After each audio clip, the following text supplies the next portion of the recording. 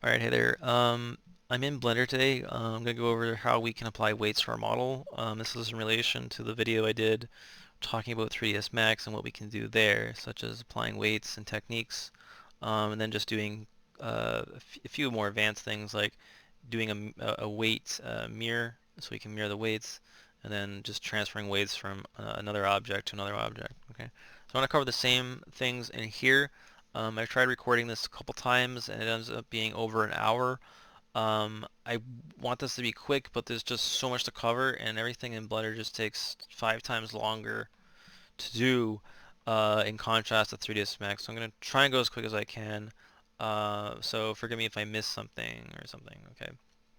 So I spent the last couple days watching tutorials on Blender, so I'm not an expert, but I have been using 3ds Max for the last 15 years. So I have a understanding of what expectations I need to have to do something on a model, like applying my weights. But that may work against me because maybe people in Blender have a different way of doing things that I'm not used to, and that may be why I'm having difficulty. I don't know. But anyway, I'll get into what I know. So yeah, so this is not really a tutorial, but I mean, you could, I guess, if you wanted to, if you were learning how to do this.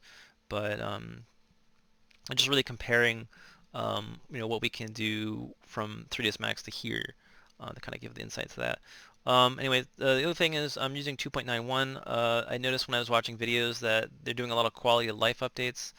Some of the menu items might not match up. Okay, if that's the case, then you need to find older version or find updated information on your version. For me, one of the menu items they switched around, they replaced with an identical label, and it did something completely different. It was very confusing. I'll talk about that later, I think. Okay, so let's get started. I need to talk about the vertex groups before we get into weighting because the vertex groups are used for the weights. Vertex groups are basically selection sets that we have in 3ds Max. Basically, you would go into your edit mode, you could make a selection and then add a selection here and save the selection. However, here it's very disjointed. I just added this, but when I click on select, it doesn't do anything. So you have to do it in 2 steps. You have to add it, make the selection, and then hit assign. And then now it will work and select that.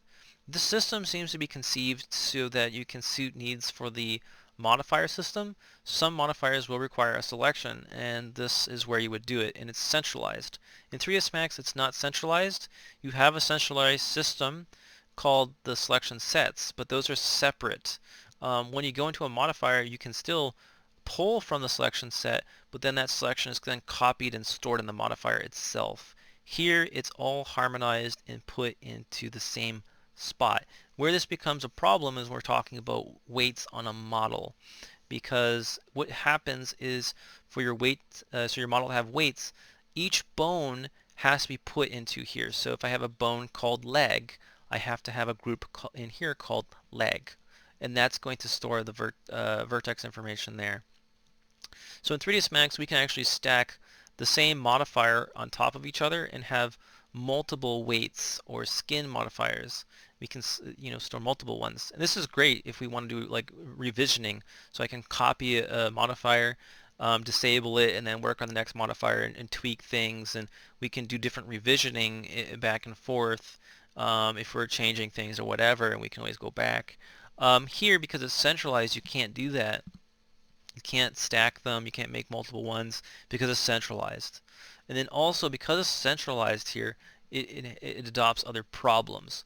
What I'm saying is the vertex group system is outdated, it's flawed, and it needs to be separated from your weight data, but currently it hasn't, and right now that's a big problem. So I had to bring this up because this is a fundamental part of the weights work. Okay, okay. That's it for the mesh. Let's move to the bone system. The bones work differently in Blender. You don't just create a single bone. However, you can create an armature. An armature is a collection of bones. That gives you an extra mode called pose mode where you can load and save your poses. It's pretty fun, but you can do the same thing in 3ds Max, but you have to set up a cat system or use a biped. But anyway, once you're in this edit mode, you would add your additional bones inside of the armature. Okay. So we have armature and then bones themselves. Now, we're going to move this bone over here. I'm just going to talk about this for a second. Bones don't work typically how they would in Max. I guess that's not surprising. In here, they actually work like line segments would. So you have a line segment. I know it's hard to see, but there's a line here. And you can move either points of the line segment. You can move them around either end. And this is not typical to having a bone in 3ds Max. This is not a legal operation. You can also move the segment around, and you can also extrude a new line off of any end of the segments to make another segment. So this is pretty whack. But this is what we have in Blender. This system has some benefits, I think. For example, there's a very popular add-on for Blender called Rigify. It makes a bipedal skeleton, or at least it has a pre-made one for you, and all you have to do is select the points and then move them into position on your model. So it makes adding those positions very easy because you can grab either end, and that's that inside this program. That's a legal operation. Now we're talking about by the actual bones, but them working as points. There's some problems inherited by that. So for example, if I move this point down and I have to move it somewhere, you can see that this bone is rotating. It's twirling around on the z-axis. So it's not uncommon to be working with these line segments, and then you end up having your bones twirl around on you. Let me just change the display mode here so you can see through the mesh. And it ends up you having these really bizarre rotations on your bones. Okay, so for the pre-made skeleton, this works really well. For when you're making your own skeleton, I can see where this becomes a little bit of a pain in the ass because now you have to maintain the roll of your z-axis constantly on your bones. But they do provide, I think, some macros to realign things for you. I think, if I remember, I'm not going to get into them. Anyway, we're just going to extrude off of this and create another leg, shin bone here for our leg. And then I'll just add another bone here for the pelvis. And we'll talk about how we can mirror the weights, or mirror the, not the weights, but mirror the skeleton. So we want to flip the skeleton to the other side. Okay, to do that, you have to use this thing called Symmetrize. Okay, but it won't work. So you might think, oh, that's not working, I could do it a different way. You can just use mirror. Mirror X will just flip it on the other side, and if you use in combination with duplicate, then you can mirror that on both sides. Okay, but this is not the way to do this because later on when you want to mirror the weights, you will not be able to do it. The reason why is because we are using, the weights are stored as, where's my mesh? This is my mesh. Here's my vertex groups. The bones are stored in here as an actual selection, okay? And so when you want to mirror the weights, it doesn't know how to do it. So how they do it is they associate the name in the actual vertex group box, and it's doing a swap in this box. It's not working correctly the way it should. So for you to have the ability to use symmetry for your weights, the bones have to be associated by name so that this will work correctly. Because in here, one of the options is to mirror a vertex group. Everything is done in here. It's broken. They should not be using this. The data should be more managed for the weight system, but it's not. Whatever. It's just the way it is, I guess. Let's go and edit. So to properly do this, you have to rename it. So go to names and go to left and right because this is bipedal. Also, it only works for X mirror. Later on, when we talk about mirroring the weights, only X plane is supported anyway. So yeah, you're only going to be working on like a bipedal character. So rename, auto name, left and right. Now it's going to rename it, and then you want to flip it with the symmetrize. Okay, now this is the correct way to do it. Okay, so the names are associated. Now doing this is destructive to your original names, which is not good if you are working on a character that you brought in from like a game and you're just rigging it to put it back in the game because you want to keep the names because the game will have animations that are pre-made for you, so you can't just rename the bones, right? So this is kind of a problem. I thought of a way to get around this myself. Just basically store the original name in a property box here, which is a custom property, you can click add and you can add your own, and you can just put your name in here, I think. So I come up with a really simple script that I just made up here. I just put it in my notes here. And all it does is, it just copies the name into the custom property and then back out. So I can create a script and put it in here. So the scripting can kind of get around these kind of minor issues, but I watched a few videos and nobody talked about this subject, and I don't know if there's an internal mechanism for this. But for now, that's all I could think of. Okay, so I'm just going to bring that up because no one else did. But anyway, right now we're good to go now. The only thing I didn't do is I didn't parent these. So I think it's child parent, and then you hit Control P, and then you want to keep offset, and you'll see this little line form. So now if we move this, nothing will happen, but if we go into pose mode, and then we move this, it's going to move the child's or children, okay? So in pose edit mode, it's a little bit confusing. You have to know what you're doing. Child parent, Control P will then keep the offset, okay? And there you go. That's done now. We can exit Armature mode. Thank God. That's not the most fun thing, but now we can apply the mesh to the armature and start working on the weighting, I guess, or refining the weights. So to do this, you have to actually do a couple things. You have to go into your mesh, and then you have to add vertex groups, rename them to your bones. So each bone I have in here, I have to copy the name, I have to paste it in here. That's a nightmare. There is a macro to do all this stuff for you automatically. So what you're going to do is you're going to select the mesh, then hold shift to multi-select, and then you're going to multi-select the armature. Now you're going to run the macro, go objects, parent, and then go to automatic with weights, okay? And then click that, and it's going to do all those steps for you. So now if we check, it's made the groups for you here. So you can see our bone names are in here. That's what we need for this to work, okay? It also does some other stuff, applies some modifiers and some other crap, okay? So now we can go into weight paint mode very simply. You just click on your mesh and you just go in the weight paint mode, all right? But the thing is, you don't have the same interaction as 3ds Max has. 3ds Max, you just click on a bone and away you go. But here that doesn't work. You would select it to the box, okay, which is very annoying. So to get that behavior back, you have to select this in a certain order. You have to select the armature, then multi-select the mesh, and then go into weight paint mode. And then you can click on the bones. Very bizarre. Whatever. Now, unfortunately, there's a ton of setup that we have to do to get this to work like Max, or to even just work or function correctly. Let's put it that way. I don't even want to compare it to Max right now. You just wanted to get it to function right now, and you have to do a bunch of steps to get it to just function. So they've combined or repurposed a lot of basic building blocks within a Blender, and this weight paint mode, you're not really using it to paint your weights. It's just some other thing called weight paint mode. It doesn't actually paint your weights. It's bizarre. So you have to make this, you have to configure this to actually make it work for your intended purpose.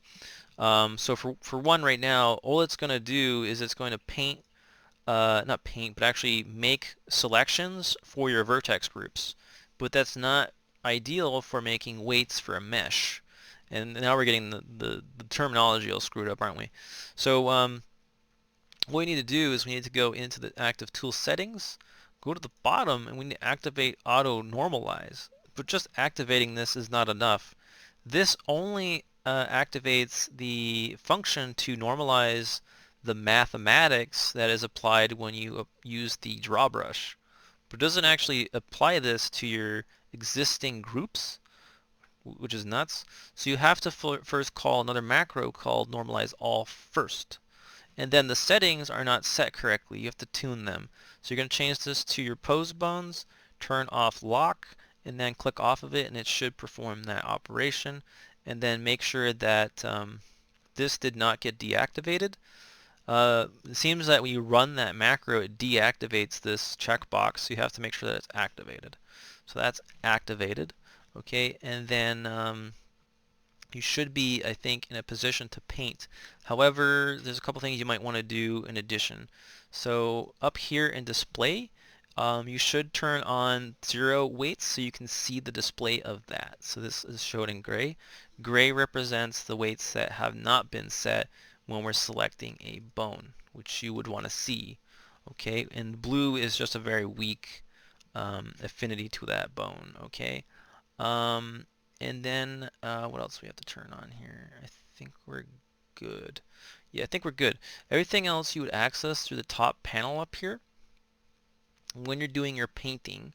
But one other thing I would recommend, and this is not like required, but when you're painting, typically you want to test your bone. Like if I want to move a bone here, let's change the pivot point to individual. I don't know why it's set by that by default. But yeah, we want to move this and we want to test the joint, right? But if we let go, like if I don't cancel that, I let go, it's going to be stuck like that. And I don't want to be stuck like that. I would want to move it back.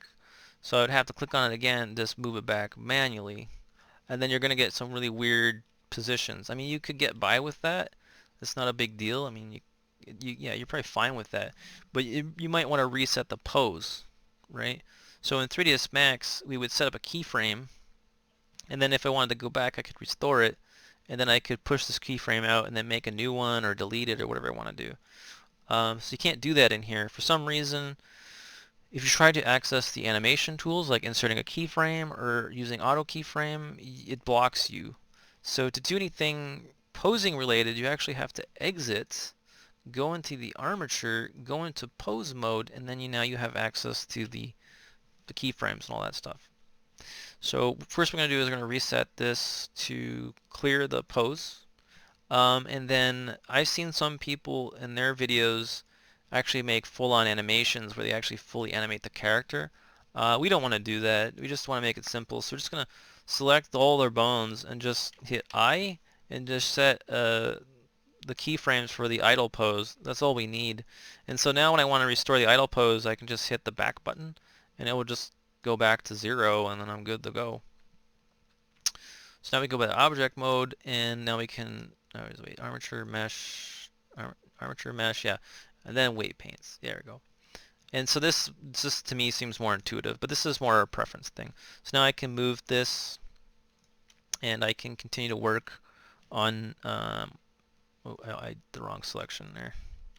Continue to work on this and I can test the different angles and then I can just hit shift arrow and then reset it and then continue to work on it. So yeah, so for me that's my preference, but everyone's going to be different on what they like to do for that. But that's the way I prefer to do it anyway in here. And so that's pretty much it for the pre-setup, I think. Some things to mention here. By default, front face is on, which means that when you paint, it doesn't go through the other side. So you might want to turn that off. And as well, turn on projected so that it goes through the object. So actually, why is this painting yellow? Okay, so it should go through, even though it doesn't really look like it is, but it should be going through. Okay. And then up here, of course, you have your weight value. And then because it's a brush, you also have a size and a strength that's applied to the surface, as well as a fall off. Okay, that's kind of the basics of painting. I find this kind of dumb, the brush size, because you can't really see it. So let's see, why is this not red? Let's turn this to red. The cursor size doesn't follow the mesh size, which is insane. You think it would just basically, I don't know, take the overall size of your mesh, determine the size of your mesh, and then set the brush size to, I don't know, relative to that, and then have it when you zoom in and out, change the size based on your distance to the center of your bound of your object. But they don't do any heavy math here. It's just what you see is what you get. So our brush size is fixed. So that means like the brush size is really just useless. So like if I have this tiny brush size, but if I scroll out, now it's a massive brush size in relation to my mesh. So that's one thing I don't like about the brush. It's not a dynamic brush. It's pretty sad. Anyway, what else we can mention here? Accumulate. You should have accumulate on. I see a lot of tutorials where people are doing this and they're clicking like a madman to get a strength value that they want, and it's just way too much clicking. You're gonna give yourself carpal tunnel. If you're constantly clicking that much, do not do extra work. Turn on accumulation. Also, there's a bunch of color modes in here because this is just the painting utility that was repurposed. So some of the things don't even do anything, like this does not do anything. So one guy was explaining how you can delete all of these. I forget how to do that, but you only need two. You need add and subtract, this guy was saying, so you just delete them all. But I can't remember how to do it. But yeah, you're just going to be using either mix, add, or subtract. Mix seems to be prone to creating more blending errors, but I'm going to keep it on mix, and hopefully we can come across that, and I will explain the blending errors. I think we're good to do. Yeah, I think we're ready. We're finally ready to do stuff now. All right. So we have the normalization on from here, and this only works with the draw tool. I think everything else doesn't work with auto normalize, even though when you click on a button like this, it still has this in the panel. But if you go and you use this tool, wait, was it not working? There we go. We can fill this out. Okay, so let's fill it out. And I click on a different bone. I can continue to fill out every bone with a full weight using this gradient tool. So every bone right now is like basically filled in, which is wrong. Because if it's supposed to be normalized, then if we have 5 bones in here and we all gave them a full value of 1, then it's not normalized. So normalization doesn't work outside the draw brush, I'm pretty sure. So this just broke our normalization, which technically just broke our rig. So if I try to rotate one of these bones, they're going to be very screwed up. Okay, so this is very bad. So this means we have to rerun normalization now. And now you see it's changed color so that this works correctly. Okay. In some cases, if you gave, in some cases you'll see a cancelization where your weights just get deleted too. So that's another thing that's kind of scary. It's not shown here that well, but I've seen a couple times I've tried this. It's just deleted the weight completely, and I've had a zero weight or a dead weight. That is very bad. That's an illegal weight, and you cannot have that. That will even crash some systems to have a weight value of 0. Um, so this is very bad. But anyway, let's go through and we'll rig this how we would in 3ds Max. I'm going to fill this area. So right now I have my strength up to 1. I have a value of 1. I have my brush. It's going to cut through the mesh because of the settings I have. I'm just going to scrub through, and it should set a value of 1. Now I can check the other bones here. You can see that these other bones have this light blue. That is basically what I was talking about. We get these little weight errors. So I don't know if this is way off topic, but I do a lot of programming. And in programming, we have a thing called a float point. And we can store a number like 0, but sometimes it gets stored in memory like something like this. Just because of the nature of it. It doesn't get completely round off to a whole number. So there's a little microfraction of a 1 somewhere by accident. Like it's probably like way, way, way, way out here, mind you, like way out here. But when you start running averaging algorithms and things to this number, sometimes it gets rounded back up, and it shows up again, and this is not good. And then also, if you have a weight system like this, you could have many of these just lingering in the system, and you could have something that looks like, I don't know, like this or something. It's lingering in the system, and this is not good, especially when you're talking about exporting these things to games. Some games, older games, have a limitation of 4, some of them even an limitation of 2, and these dead weights will cause problems for you, or these dormant ones. So we need to run a clean operation. This thing over here is a clean operation. You can see it's not doing anything, okay? So we have to make a higher cutoff value, I don't know, 0.01, I guess would be appropriate, and it's still not even working. So let's change this to deform bones. Okay, it just worked now.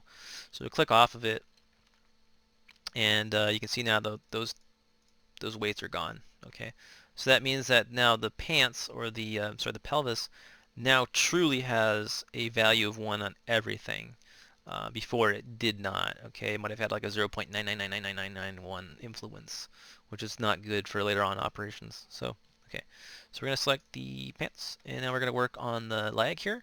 The brush is not really ideal for this because as you try to brush on it, you're going to select the wrong area and you're going to get the other lag. So this is not good. So you need to use the masking mode. If you go into here, there's this thing called paint mask. And to use this, I think you hold control and it's the right mouse and it gives you the lasso and you can select an area. However, for the life of me, I can't figure out how to disable the back facing thing. So whenever I'm using it, it doesn't select the back face. So this seems to be virtually pointless. You can also click in this mode and activate individual vertices, which I don't understand why you would care to do that. And you don't have any other advanced selection methods inside this mode. Neither can you select other bones. This mode's very isolated and useless. There's also a vertex mode where you can select things as well, but again, it's basically useless. So to use the masking mode correctly, you have to hit tab and you'll come into normal edit mode, and then just you can use the advanced selection capabilities in here. It's like we'll just select up the lag. I'll just cut that off at the right spot here. Press tab again, and then now your masking mode will work correctly. However, like I said, you can't select different bones while in this mode, so that makes it aggravating when you're trying to isolate an area and then work down the chain. So you'll have to keep coming out of masking mode. So that's it. That needs to be fixed. That's annoying. So let's just do this again. So tab out in here, and I'm just going to fill this area in. What's going on here? How did my weight go down to 0? Alright, and then we'll just select this bone, and I'm still in the masking mode, so I have to come out of there.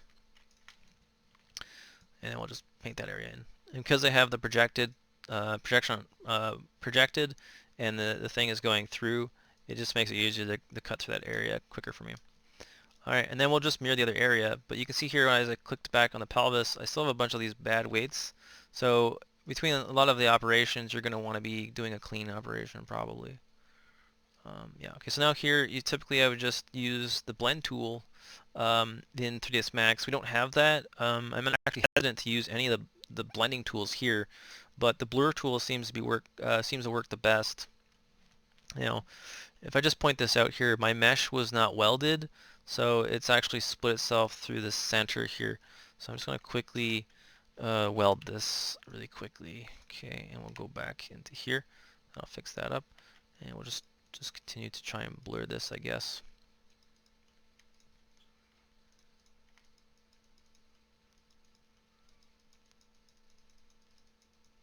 Okay. Now, what I don't like about this particularly, about the heat map, is if you take it out of X-ray mode, it brings you into shade mode, where you can change. I think you can change your. Can you? Yeah, you can change this. Yeah.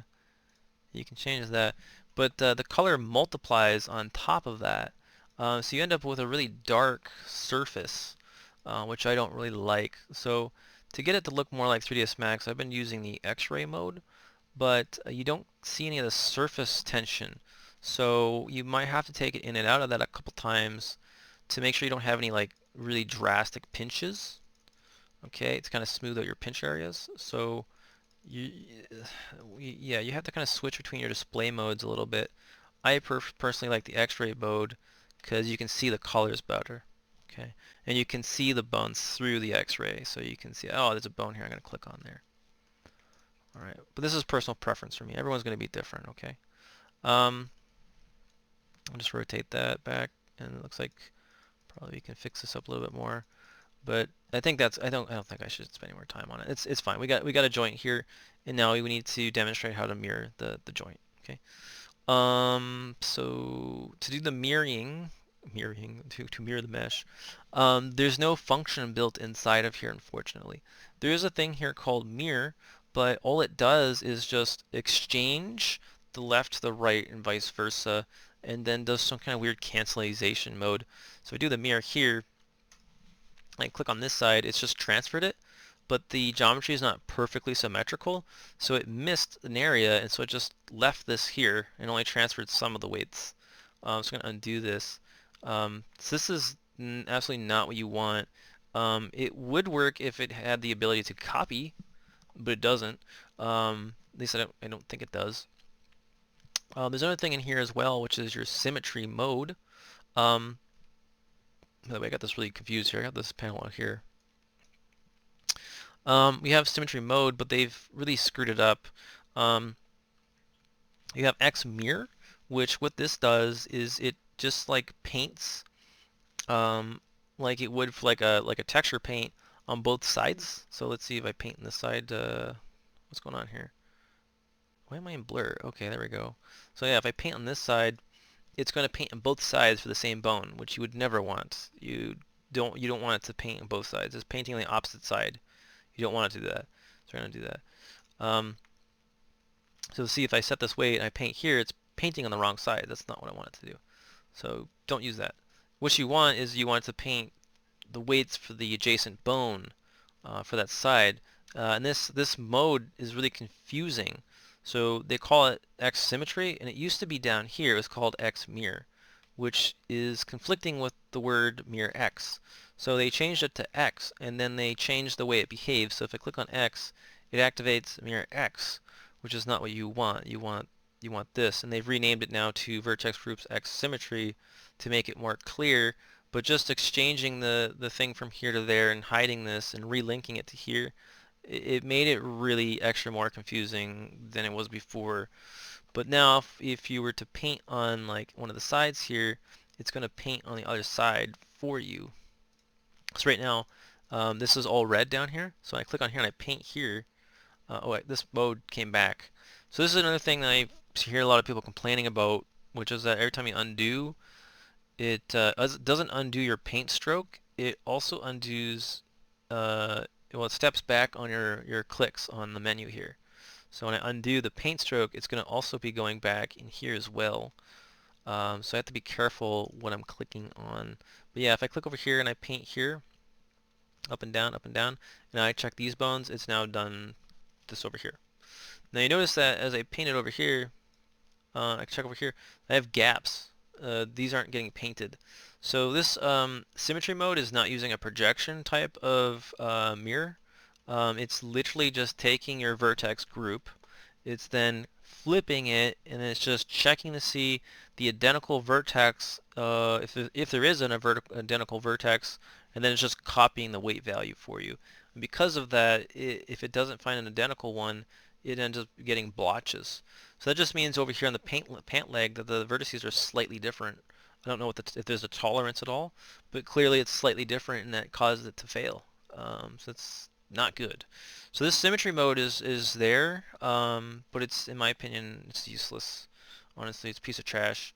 So let's undo this back to here, and what we want to do is now perform a symmetry mode, or a mirror mode, sorry, to mirror the weights, but with using a projection method, so that it gets around this problem. Now, unfortunately, this takes too many steps, but it does get the job done. But we'll go through it. So exit this. Well, that's actually kind of cool, but we'll have to take that off. Put that over here like this. So with this mesh selected, you're going to want to clone it. So we're going to go up here, duplicate, okay, and I'm just going to stop it from moving. And these are your dialog. Do not link it. You don't want to link it, because if you link it, it'll be instance, so don't click that. And then it should, in here in the outliner, it should have a copy. So with the copy, just add another modifier on top of it called mirror. In 3ds Max, when you're adding modifiers, they're stacked as you're stacking bricks. So if you put a brick down and you put a brick on top of that, the first brick laid is the one at the bottom. But in here it's opposite. It's kind of like you're hanging things off of each other. So when you're hanging a coat hanger and you hang another coat hanger on the bottom of that one, the first coat hanger is the first one that you've applied. So that's how it works. It's opposite. So in here we're going to elevate the mirror above the armature, and then in here it should already have the vertex group mirror enabled, which does a specific operation of flipping the R and L, which is the same as you coming into here and creating a copy by doing the mirror vertex group copy, which don't do this because this would take you forever to do. So the mirror modifier is just doing it for you quicker. It's doing all of them for you. Also do bisect, and you should be good. If you wanted to flip the axis, then you just go to flip. Then you're good. So we don't want to apply that. We want to now project the weights from this mirrored object onto our primary object. So to do that, you have to select the armature, the thing that you want to project from, and then the thing you want to project to. Okay, it seems really confusing, but basically the one that we want to get stuff pasted to is the last one. Then go back in your weights, then go into transfer tool. Then you have this dialog. I can't speak much for this because I haven't experimented much with it, but you want to have it, transfer the vertex groups. The projection method that I use for 3ds Max is always face, so try projected face interpolated. And then this was shown in another guide that I seen. You want to change the source layer to name and the destination layer to your posed bones, and then click off of it, and it should do that transfer. So you could test the bend, and it should follow together with everything else. Okay, so once you're good, you can exit, and the temp, honestly, you can just delete it, and then you're back where you began. We'll select the armature and the mesh, go back in the weights, and now we are good again. I don't know how this over here happened, maybe because I painted through it, so maybe I have to do a few more things to fix this. And I can't click on anything. I must have clicked on this in the wrong order. Yeah, armature, then that, weight paint, and then now yeah, I can fix that. Yeah. So a couple problems. Might need to run the clean operation. Yeah. And a little more here. I don't know. I think I cut through it again by mistake. Okay, so that's the weighting in Blender. It takes way too long to cover any of these topics because there's always a little string attached to one function or another. It's very aggravating. If anybody does know easier ways of doing anything like this, just let me know, because right now I'm like lose my mind. If it's taking 5 times longer to do what I can do in Max, I don't think I would not use Max. I would probably just continue to use 3ds Max. This is bad. We can still do the same things. We could do X mirror, or we can do mirroring, I guess. We can do uh, transferring, which I just showed. But just in general, the overall UI mechanics and even the under the hood mechanics just have so many issues that just dealing with it is almost tedious at times.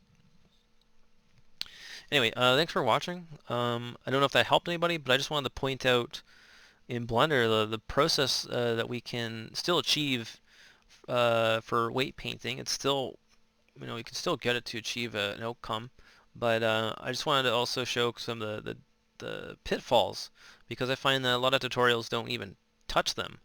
They don't explain why this doesn't work a certain way. So I wanted to cover that, and I know that took a lot of time, but I appreciate you watching, and I hope you have fun in Blender. It is a cute little program, but I think for productivity it kind of falls short there, but it still is a fun program if that's what you have available to you. So take care and have fun, guys.